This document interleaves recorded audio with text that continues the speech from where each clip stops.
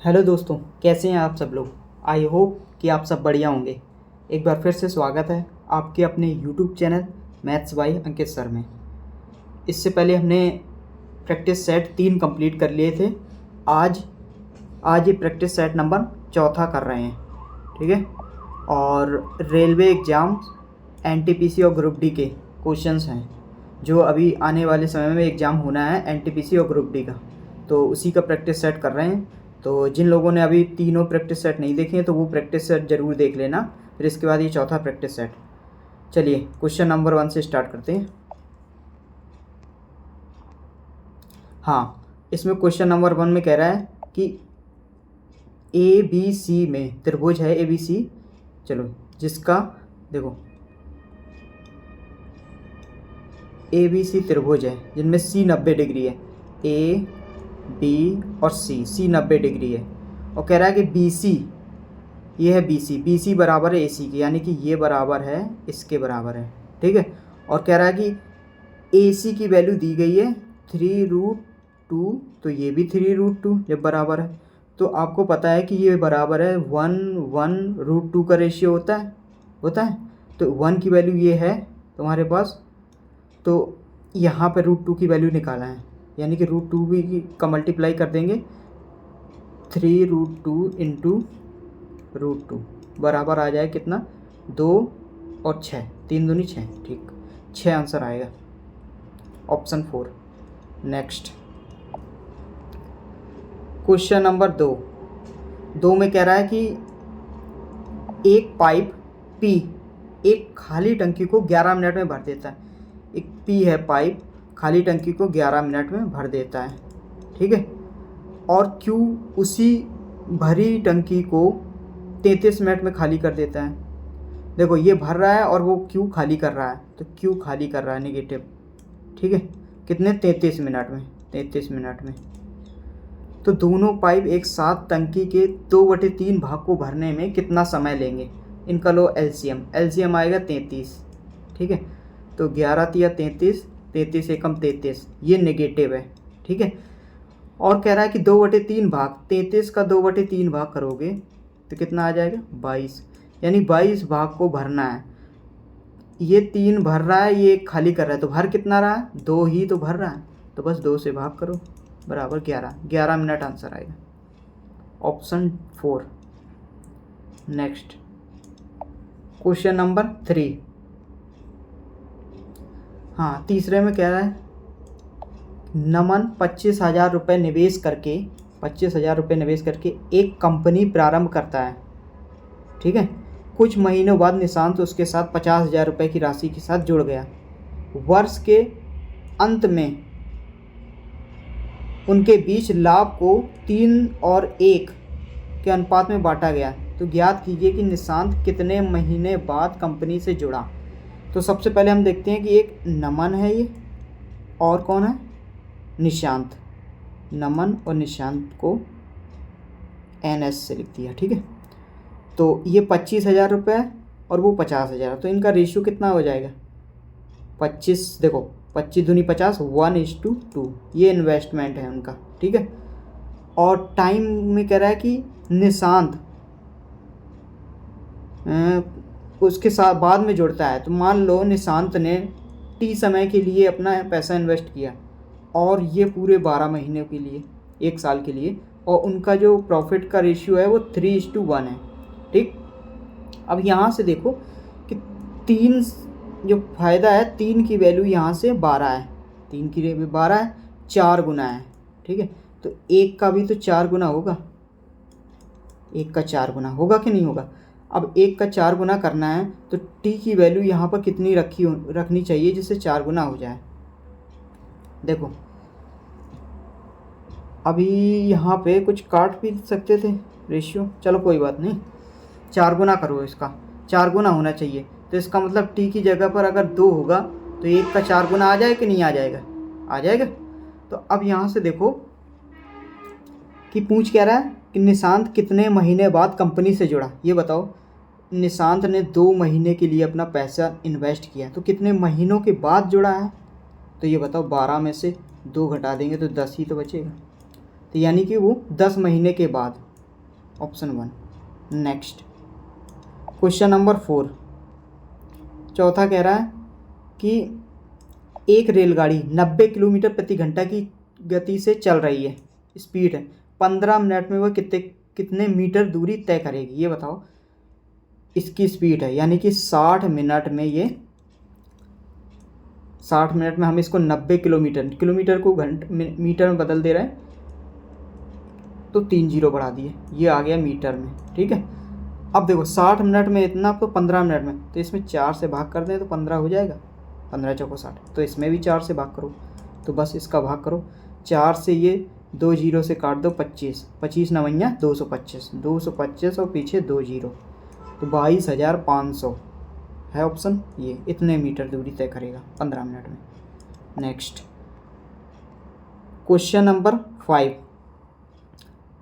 5 में कह रहा है कि निम्नलिखित आंकड़ों का माध्यिका और बहुलक ज्ञात कीजिए। सबसे पहले तो माध्यिका और बहुलक निकालना है, तो बहुलक होता है जो संख्या रिपीटेड हो, जैसे 3 कई बार रिपीटेड दिख रहा है, बाकी तो पूरे रिपीटेड नहीं दिख रहे हैं, 3, तो इसका मतलब उसका बहुलक आ गया 3, तो बहुलक 3 है, तो ऑप्शन ये नहीं होगा, क्योंकि पहले माध्यिका बाद में बहुलक, या तो ये या तो।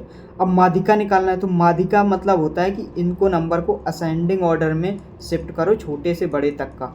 ठीक है, फिर इसके बाद इन दो बीच के नंबरों का एवरेज लेना है, जैसे कि नंबर कितने हैं पहले क्रम में व्यवस्थित करते हैं। देखो ऐसी शॉर्टकट तरीका ये है कि नंबर गिनो, 1 2 3 4 5 6 7 8 9 10 नंबर हैं, इसका मतलब 4 इधर छोड़ने हैं, 4 इधर छोड़ने हैं, तो 4 शुरुआत में देखो, सबसे छोटा नंबर 2 हटा दो, 3 और ये तीनों हट जाएंगे, सॉरी 2 ये हट जाएगा, 2 ये हट जाएगा, और 3 में एक 3 बच जाएगा, और 3 से बड़ा नंबर है 5, तो 5 और 5 और 3 यानी 3 + 5 बचा, 5 और 3 8, बाकी 4 बड़े नंबर इधर आएंगे, छोटे इधर, इन्हीं का तो एवरेज आएगा 8 का आधा 4, यानी 4, यानी कि सबसे पहले आएगा 4 और फिर 3, ऑप्शन 2। नेक्स्ट क्वेश्चन नंबर 6 में कह रहा है कि एक आयताकार मैदान की लंबाई और चौड़ाई का अनुपात दिया गया है, कितना दिया गया है, 5, लंबाई कितनी है 6, चौड़ाई कितनी है 5। ठीक है, यदि लंबाई चौड़ाई से 25 मीटर कम है, तो ये देखो ये 1 कम है, 1 की वैल्यू 25 मीटर, तो मैदान का परिमाप ज्ञात कीजिए। ये भी 6, ये भी 5, इन सबको जोड़ो, कितना आता है 12 और 10 22 में 11 छिपा है, 11 का मल्टीपल कौन है, ऑप्शन 1, बाकी 25 से मल्टीप्लाई करके देख लेना या 11 का मल्टीपल चेक करना। नेक्स्ट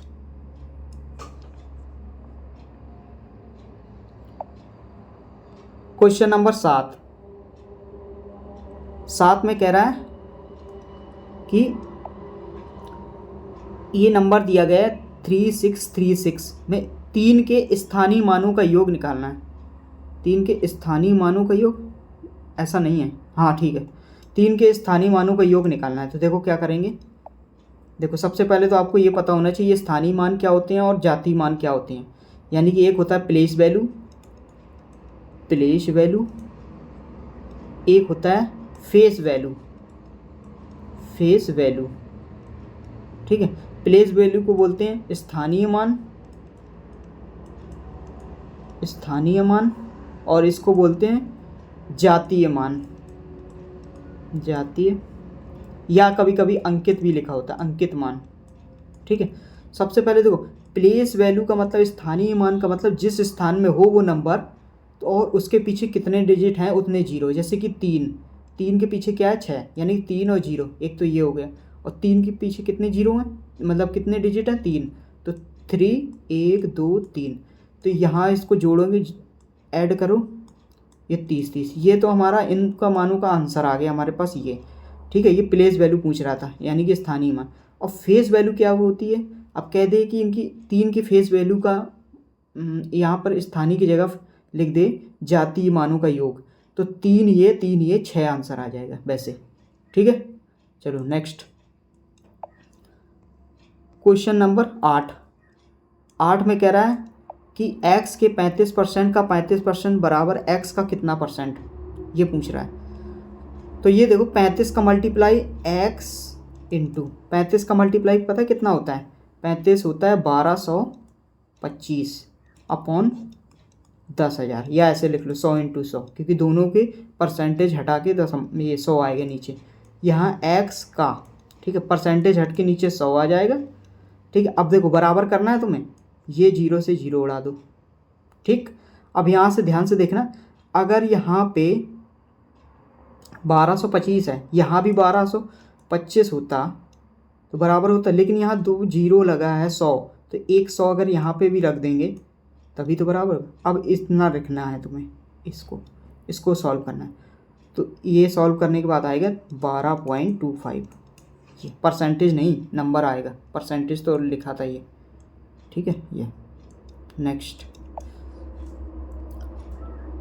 हाँ, क्वेश्चन नंबर 9 में कह रहा है कि 24 व्यक्ति किसी कार्य को 5 दिन में पूरा करते हैं, यानी 24 व्यक्ति हैं और वो 5 दिनों में पूरा करते हैं। हाँ, और 6 व्यक्ति उसी काम को कितने दिनों में करेंगे, 6 व्यक्ति उसी काम को कितने दिनों में करेंगे, डी, ये निकालना है। तो देखो 6 व्यक्ति उसी कार्य, नहीं ये 25 लिख दिया, यहाँ 24 है। ठीक है, 6 से कटा ये 4 बार, 5 को 20 आंसर। वो उस लगा देना MW M1 V1 MWH, अब नहीं ये नहीं होता, MDH अपॉन W बराबर, ये 1 1 हो जाएगा तो इधर 2 2, इस तरीके से। नेक्स्ट क्वेश्चन नंबर 10 में कह रहा है कि महत्तम समावर्तक मासा, जब भी फ्रैक्शन दिया हो यानी कि भिन्न दिया हो और मासा या लासा निकालना, तो ऊपर वाले यानी अंश से हम निकालेंगे जो पूछ रहा है मासा यानी कि HCF, और नीचे LCM। ठीक है, जब महत्तम समावर्तक पूछे। अब जब अगर लघुत्तम समावर्तक पूछे तो अंश से हम निकालेंगे LCM और नीचे वाले से HCF। ये 2 पॉइंट याद रखना। ठीक है, अब पूछ रहा है महत्तम सा, ऊपर देखो अलग अलग नंबर है 1 3 4 5, तो HCF निकलेगा 1, और नीचे आ जाए कितना, 6 भी है 5 भी है, देखो 6 भी है 5 भी है, और 4 में 2 इधर है तो 2 की कमी है, 3 इसमें है, तो 6 5 30, 3 दूनी 60, 1/60 आंसर। नेक्स्ट क्वेश्चन नंबर 11 में कह रहा है कि एक व्यक्ति 16,000 रुपये की 16,000 रुपये की अवधि जमा राशि 2 वर्षों के लिए 10% चक्रवृद्धि ब्याज पर रखता है। यदि ब्याज अर्धवार्षिक रूप से संयोजित होता है तो पूर्ण अवधि के बाद उसे कितने रुपए मिलेंगे। जब अर्धवार्षिक पूछ रहा है तो रेट ऑफ इंटरेस्ट आधा हो जाएगा और टाइम बढ़ जाएगा दुगना, यानी कि वो महीने में बदल जाएगा, महीने 6 मंथ, अर्धवार्षिक का मतलब 6 महीने का। तो ये 5% रेट हो जाएगा और वर्ष में 4 महीने, 4 अर्धवार्षिक हो जाएंगे। ठीक है, और 16,000 रुपये पे है। चलो इसको हम ट्री मेथड से निकालते हैं। ठीक है, इसका 5% निकालो, 16,000 का 5% कितना आ जाएगा, 0 16 5 80, यानी कि 800। तो 800 इधर लिखो, 800 इधर और 800 इधर। ठीक है, अब फिर निकालो 5% इसका, 5% निकालोगे इसका तो कितना आ जाएगा, 8 5 40। अब निकालना है, इसमें रखना है, तो इसका और इसका निकालो। देखो इसका 40 निकला, इसका 40 80, इसका 5% आ जाए कितना, 2 80 2 82, तो यहाँ आ जाएगा। ठीक है, अब देखो इसके नीचे रखना है तो इन सब का निकालना पड़ेगा, ये वाले इनका सबका। ठीक है, तो देखो इसका 5% 40, 40 दूनी 80, 40 दिया 120, 120 पहले लिख लो यहाँ पर, और इसका निकालो 5% 2, इसका 5% 2, इसका 5% निकालोगे तो कितना आ जाएगा, या फिर हमने इस थोड़ी देर के लिए ये 80 और इसको 2 अलग रहने दो, इसका 5% निकालो अब। ठीक है, 4 आ जाएगा, इसका 5% निकालोगे तो 0.1, 5 दूनी 10, 0.1। ठीक, ये देखो 8 और 16 8 3 24, 8 चौको 32, 3200, 3300, 3400, ये मिलके 3444, 3444 और 4 3448, 3448.1 इतना ब्याज मिलेगा हमें। तो बस 16,000 में जोड़ दो, 16,000 में, ठीक है। 0.8444639 19,448.1 है ऑप्शन में, 19,000, हाँ ऑप्शन नंबर 2 आ गया, ठीक है।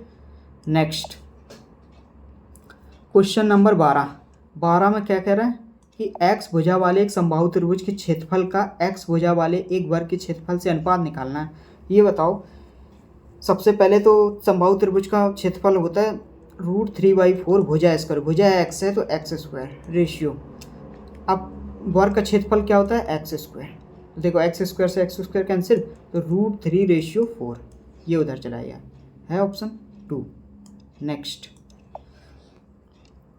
क्वेश्चन नंबर 13 में कह रहा है कि ये इक्वेशन समीकरण दिया गया है और x - 3 से विभाजित किया जाता है तो कितना शेष फल प्राप्त होता है। शेष फल प्राप्त करने के लिए x - 3 = 0 और x = 3 वैल्यू पुट कर दो इसमें, x = 3।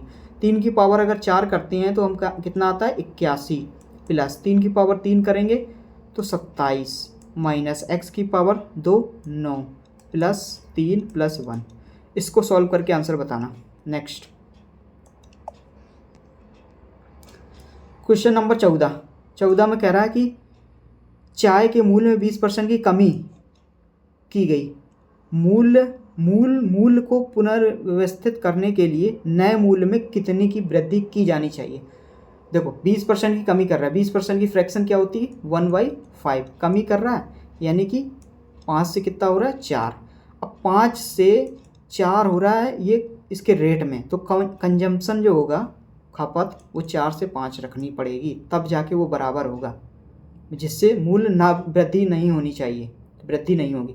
तो कितने % कमी, मतलब कमी करनी चाहिए, उसमें बढ़ा देनी चाहिए। तो 4 से 5 1/4 × 100 बराबर 25%, 25% आंसर। नेक्स्ट क्वेश्चन नंबर 15 में कह रहा है कि 10 वर्ष पूर्व x की आयु 5 वर्ष थी और उसकी आयु y की आयु की आधी थी।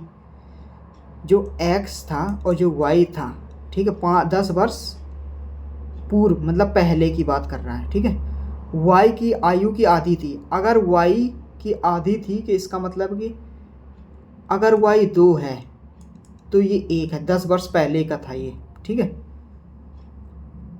x की आयु 5 वर्ष थी, अच्छा 5 वर्ष थी x की आयु, 5 है तो इसकी तो 10 हो जाएगी, तभी आधी हो जाएगी। उस समय मतलब उसी 10 वर्ष पूर्व z अपने भाई p से 8 वर्ष छोटा था, z अपने भाई p से 8 वर्ष छोटा था। अगर p उस समय x था 10 वर्ष पहले तो x - 8, लेकिन उस समय कह रहा है कि z की आयु 18 थी तो इसकी वैल्यू आ गई 18। तो यहाँ से x = 18 में उस तरफ जाएगा तो 26, यानी x की वैल्यू 26 आ गई। तो यहाँ से p की वैल्यू आ गई 26 और z की आ जाएगी 26 में 8 जाएगा तो कितना आ जाएगा 16, हाँ 16 नहीं 18, यानी कि यहाँ से z की वैल्यू 18 आ जाएगी और इसकी p की 26। लेकिन ये 10 वर्ष पहले है तो वर्तमान में कितनी आ जाएगी, इसकी 36 आ जाएगी और इसकी 28 आ जाएगी। और पूछ क्या रहा है z और p की आयु का अनुपात निकालना है। z और p की आयु, z देखो कितना था 28 और ये 36, काटोगे 14 नहीं 4 से कटेगा 7, 4 से 9, 7/9, option second. Next question number 16 में कह रहा है कि ये समीकरण मतलब ये दिया गया है, कुछ नंबर देखो यहाँ ध्यान से, कुछ a² ये दिख रहा है और ये मल्टीप्लाई जो भी लिखा है वो कहीं ना कहीं इसका और इसका और 2 से मल्टीप्लाई लिखा है, यानी कि 2ab लिखा है ये, प्लस ये b² लिखा है। तो क्या लिखा है ये होता है a - b का होल स्क्वायर, ठीक है। तो a की जगह पर 8.75 है, माइनस b की जगह 7.75 का होल स्क्वायर, तो कितना आ जाएगा बराबर आ जाएगा, घटाओगे तो 1 का स्क्वायर 1 आंसर, ऑप्शन 3। नेक्स्ट हाँ समीकरण दिया गया है ये x² + a² = b² को संतुष्ट करने वाला x का मान ज्ञात कीजिए। यहाँ से देखो x square plus a square बराबर दिया गया, खोल दो whole square a minus b का, x square plus x square minus का 2bx। देखो एक्स स्क्वायर से एक्स स्क्वायर कैंसिल, एक्स निकालना है तो a square minus b square upon 2b और ये माइनस का बराबर ये x आ गया। तो माइनस इधर मतलब इसमें माइनस मल्टीप्लाई करा दो तो हम लिख देंगे कि b square minus a square upon 2b, ये x की वैल्यू आ गई है, b square minus a square upon 2b, option 1। Next question number 18 में किससे विभाज्य होगा, ये नंबर लिखा है तो कुछ ये नंबर ये है x की पावर a प्लस y की पावर a, ऐसा कुछ समीकरण बने तो ये नंबर हमेशा x प्लस वाई के योग से ही डिवाइड होता है, ये याद रखना। तो देखो योग कितना है इनका, 4 और 4 84, तो 84 number option second. Next question number 19 में कह रहा है कि ग्राफ दिया गया है 2020 से 2023 तक के शहरों की में वर्षा की ये औसत मतलब दिया गया है इसमें। तो चेन्नई में वर्षा में सबसे अधिक प्रतिशत अंतर किस वर्ष हुआ था। अब देखो किस वर्ष हुआ था, सबसे पहले पूछा है कि चेन्नई में, ठीक है। चेन्नई देखो ये कहाँ है, चेन्नई ये वाला नीला नीला वाला, ठीक है। चेन्नई में देखो सबसे पहले कितना अंतर है, देखो चेन्नई यहाँ से कितना 10 घट रहा है, 10/90 इंटू 100, तो ये काटेगा 100/9 यानी कि 1199, 11 पॉइंट के समथिंग जा रहा है, हटाओ इसको। अब देखो आगे 80 से 140 कितना बड़ा है ये, 60/80 यानी कि 3/4 इंटू 100, तो 3/4 का मतलब कितना आया है, 4 से ये 25 या 75, ये 75% के करीब जा रहा है। और देखो ये कितना घट रहा है, 80 140 से 80, 60 घट रहा है 140 से 140, तो ये देखो सबसे बड़ा अंतर 2002 में जा रहा है, तो ऑप्शन 3, क्योंकि देखो 75% सीधा सीधा निकल रहा है। नेक्स्ट